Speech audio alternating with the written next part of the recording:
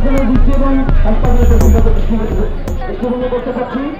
আমাদের যে ICU centre রয়েছে সেখান থেকে 37 মিনিট পার হয়ে গেছে, আপনাদের থেকে কোনো সংবাদ আসেনি। এটা কিন্তু আমি মনে করি আপনাদের জন্য সুখবর নয়।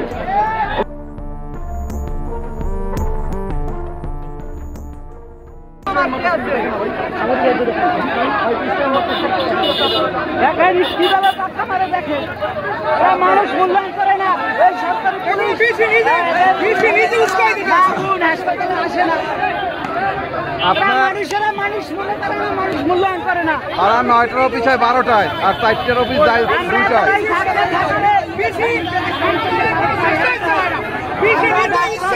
ডাক্তার